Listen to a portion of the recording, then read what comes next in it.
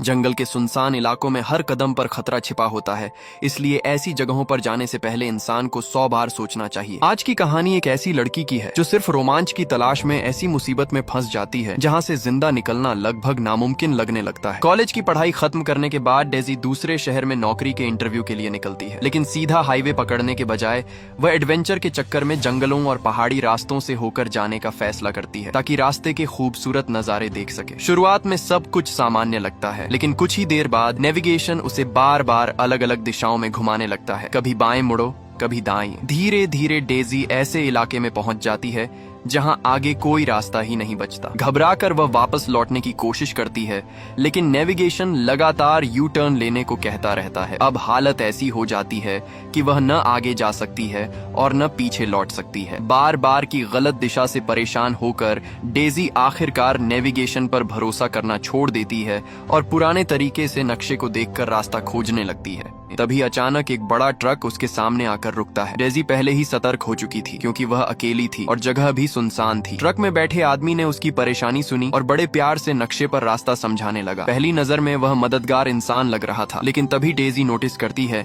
कि वह चुपके से गाड़ी का दरवाजा बंद कर देता है। उसकी हरकत देखकर डेजी के मन में शक पैदा हो जाता है। कुछ ही देर बाद वह आदमी डेजी को जबरदस्ती अपने घर चलने का न्योता देने लगता है। उसकी जरूरत से ज्यादा दोस्ती और अजीब व्यवहार से डेजी डर जाती है। जैसे ही वह साफ मना करती है, आदमी का असली चेहरा सामने आ जाता है। अचानक हालात बेकाबू हो जाते हैं। दो आदमी डेजी का पीछा करना शुरू कर देते हैं। डेजी जान बचाने के लिए पूरी ताकत से भागती है। उसे समझ ही नहीं आता कि कुछ मिनट पहले तक सब सामान्य था और अब उसकी जान पर बन आई है। भागते भागते उसकी टांग बुरी तरह घायल हो जाती है। दर्द इतना ज्यादा होता है कि चलना मुश्किल हो जाता है, लेकिन पीछे से आते कदमों की आवाज उसे रुकने नहीं देती। जब दोनों आदमी उसके बेहद करीब पहुंच जाते हैं, तब डेजी अचानक एक पत्थर उठाकर उनकी तरफ फेंक देती है। पत्थर लगते ही उनका ध्यान कुछ सेकंड के लिए भटक जाता है और उसी मौके का फायदा उठाकर डेजी जंगल की ओर भाग निकलती है। धीरे धीरे शाम होने लगती है। कई घंटों तक भागते रहने के बाद डेजी एक छोटी सी नदी के किनारे पहुंचती है। वह इतनी प्यास से बेहाल होती है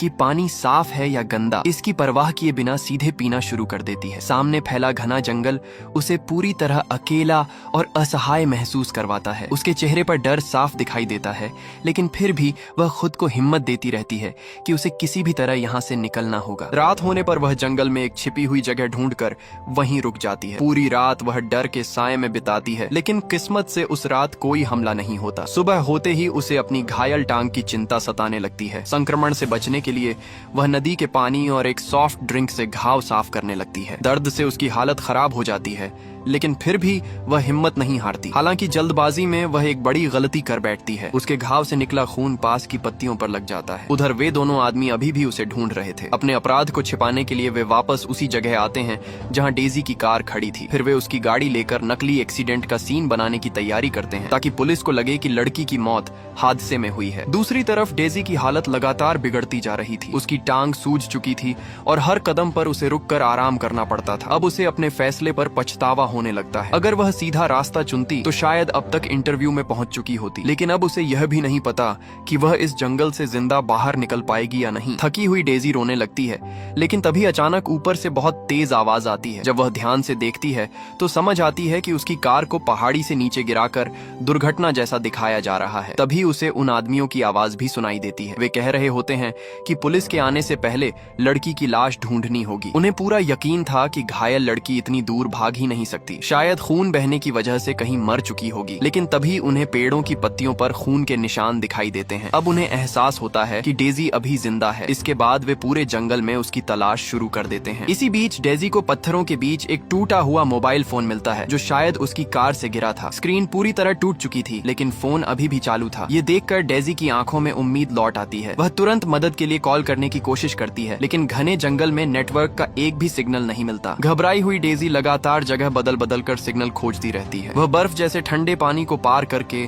सामने पहाड़ी पर भी जाती है, लेकिन हर कोशिश बेकार साबित होती है। तभी फोन की बैटरी खत्म हो जाती है और मोबाइल बंद हो जाता है। अब डेजी पूरी तरह टूट चुकी थी। भूख, ठंड, दर्द और डर ने उसके शरीर को कमजोर कर दिया था। कई दिनों की थकान और तनाव के बाद आखिरकार उसका शरीर जवाब दे देता है और वह बेहोश होकर गिर पड़ती है। जब उसे होश आता है तो वह खुद को एक अजनबी जगह पर पाती है। उसकी टांग पर पट्टी बंधी हुई होती है, जैसे किसी ने उसका इलाज किया हो। डेजी धीरे धीरे उठकर बाहर निकलने की कोशिश करती है, लेकिन तभी एक आदमी कमरे में दाखिल होता है। उसे देखते ही डेजी डर जाती है। अब वह किसी अजनबी पर भरोसा करने की हालत में नहीं थी। वह तुरंत पास पड़ा एक औजार उठा लेती है और आदमी को चेतावनी देती है कि वह उसके करीब आने की कोशिश न करे। डर और घबराहट ने उसके दिमाग पर पूरी तरह कब्जा कर लिया था, इसलिए सामने वाला इंसान चाहे जितनी सफाई देता रहे, डेजी अब किसी की बात मानने को तैयार नहीं थी। डेजी ने घबराहट में पास रखा एक डिब्बा उठाया और उसमें भरा सफेद पाउडर सीधे उस आदमी के सिर पर फेंक दिया। अगले ही पल आदमी दर्द से चीख उठा। असल में वह कोई साधारण पाउडर नहीं,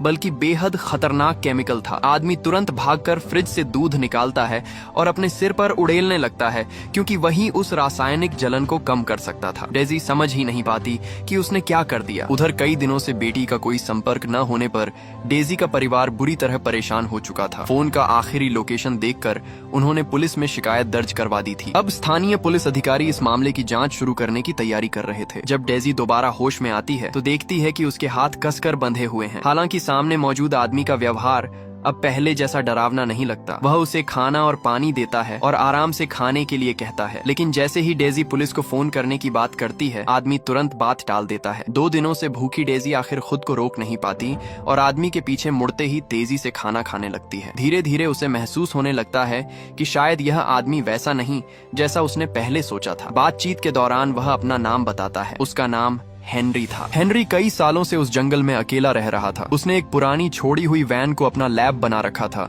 जहां वह ड्रग्स बनाने का काम करता था। जब डेजी अपनी पूरी कहानी उसे सुनाती है तो हेनरी तुरंत समझ जाता है कि उसका पीछा करने वाले वे दोनों आदमी कौन थे। तभी बाहर अचानक कोई आवाज आती है। हेनरी का चेहरा गंभीर हो जाता है। उसके हाव भाव देखकर डेजी समझ जाती है कि बाहर वही लोग होंगे जिनसे वह जान बचाकर भागी थी। और सच में बाहर वही दोनों आदमी थे। असल में जंगल में रहने वाले सिर्फ यही 3 लोग थे और कई सालों से साथ काम कर रहे थे। हेनरी ड्रग्स तैयार करता था और बाकी दोनों आदमी माल सप्लाई करने का काम करते थे। लेकिन इस बार वे व्यापार के लिए नहीं आए थे। वे खास तौर पर घायल लड़की को ढूंढने निकले थे। हेनरी उन्हें अंदर आने से रोकने की पूरी कोशिश करता है। वह बहाने बनाता है, बात घुमाता है, लेकिन आखिरकार दोनों जबरदस्ती अंदर घुस जाते हैं। हैरानी की बात यह थी कि अंदर कोई नहीं था। उनके ध्यान भटकते ही हेनरी जल्दी से खाना और पानी छिपा देता है और कमरे में मौजूद हर सबूत मिटाने की कोशिश करता है। सब कुछ इतना सामान्य लग रहा था कि दोनों आदमियों को कोई शक नहीं हुआ। असल में उनके आने से पहले डेजी ने अपनी समझदारी से खुद को बचा लिया था। उसने कमरे में मौजूद केमिकल्स को पानी के साथ मिलाकर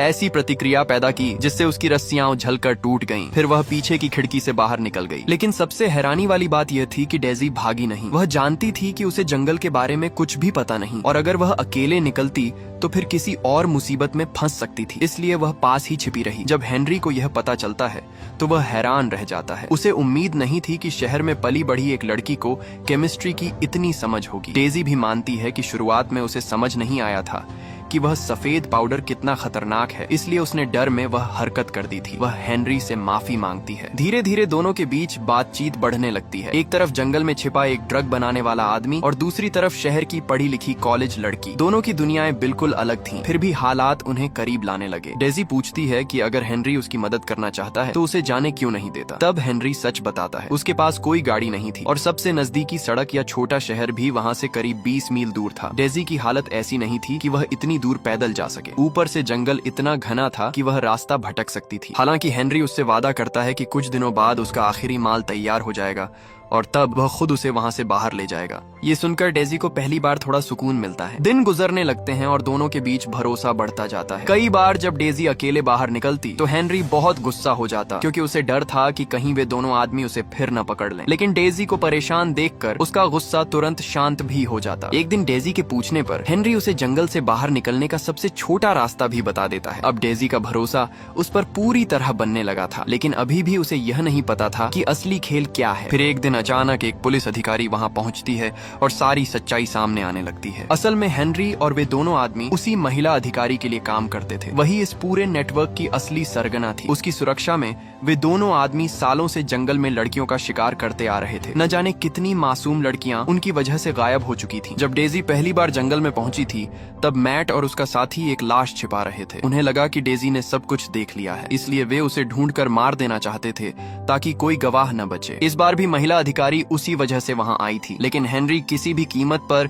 उसे घर के पास नहीं आने देना चाहता था। वह डेजी को बचाने की कोशिश कर रहा था। मजबूर होकर अधिकारी को वापस जाना पड़ता है। कुछ देर बाद मैट माल लेने आता है। जाते जाते वह बड़ी शान से पुलिस अधिकारी द्वारा दिया गया जैकेट दिखाता है। तभी अचानक उसकी नजर सीढ़ियों पर पड़े पैरों के निशानों पर जाती है। वहाँ 2 अलग अलग आकार के निशान साफ दिखाई दे रहे थे। मैट तुरंत समझ जाता है कि यहाँ कोई और भी मौजूद है, लेकिन वह जाहिर नहीं होने देता। वह ऐसे व्यवहार करता है जैसे उसने कुछ देखा ही न हो। दूसरी तरफ हेनरी को अंदाजा तक नहीं होता कि मैट सब समझ चुका है। उस रात हेनरी और डेजी जंगल से भागने की योजना बना रहे होते हैं। तभी अचानक मैट कमरे में घुस आता है। स्थिति बेहद खतरनाक हो जाती है। तभी हेनरी अचानक चालाकी से खेल पलटने की कोशिश करता है। वह कहता है कि लड़की को अभी मारना सही नहीं होगा। पिछले कुछ दिनों में उसने उसे पूरी तरह अपने काबू में कर लिया है और अब वह काम में उसकी मदद भी कर सकती है। अपनी बात साबित करने के लिए वह डेजी को सबके लिए कॉफी बनाने का आदेश देता है। डेजी तुरंत उसकी आंखों का इशारा समझ जाती है। वह चुपचाप कपों में कॉफी डालते हुए उनमें एक खास केमिकल मिलाने लगती है और ऐसे दिखाती है जैसे सब कुछ बिल्कुल सामान्य हो। डेजी ने कॉफी के कप माइक्रोवेव में रख दिए। पूरा काम उसने इतनी चालाकी से किया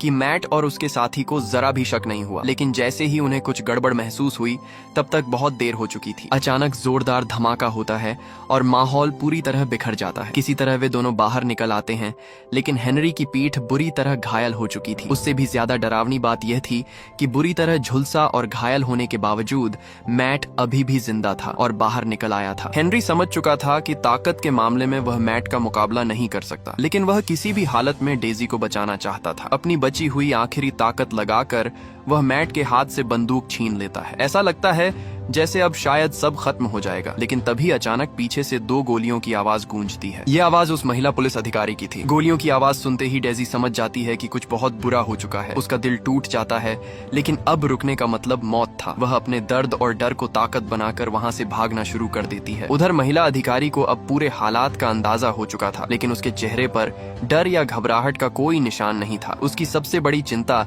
सिर्फ आखिरी ड्रग्स की खेप थी जो सुरक्षित उसकी गाड़ी में रखी हुई थी। अब उसके रास्ते में बस एक ही रुकावट बची थी, डेजी, और इसलिए उसने फैसला कर लिया कि डेजी को हर हाल में खत्म करना होगा। कई घंटों तक भागते रहने और जान की बाजी लगाने के बाद आखिरकार डेजी किसी तरह मुख्य सड़क तक पहुंच जाती है, लेकिन उसकी किस्मत इतनी खराब थी कि वहां उसे वही महिला अधिकारी मिलती है। हालांकि डेजी ने उसे पहले कभी देखा नहीं था, लेकिन उसे उसकी आवाज याद थी। जब वह पहले हेनरी के घर में छिपी हुई थी तब उसने उसी महिला को हेनरी से बात करते सुना था। इसलिए जैसे ही अधिकारी ने पहली बार उससे बात की, डेजी तुरंत समझ गई कि अब वह बहुत बड़े खतरे में है। महिला अधिकारी बंदूक के दम पर उसे अपने साथ ले जाती है। दोनों एक नदी के किनारे पहुंचते हैं। अब अधिकारी अपनी आखिरी योजना पूरी करने वाली थी। डेजी कितनी भी मिन्नतें करे, वह महिला बिल्कुल पत्थर दिल बनी रहती है। डेजी समझ चुकी थी कि अधिकारी उसे मारकर उसकी मौत को डूबने का हादसा दिखाना चाहती है। जब डेजी पानी में उतरती है, शायद वही उसकी आखिरी उम्मीद थी भाग निकलने की, लेकिन अधिकारी पहले से तैयार थी। वह तुरंत डेजी को पकड़कर बेरहमी से पानी में धक्का दे देती है। कमजोर और घायल डेजी उसकी ताकत के सामने टिक नहीं पाती। वह बार बार खुद को छुड़ाने की कोशिश करती है,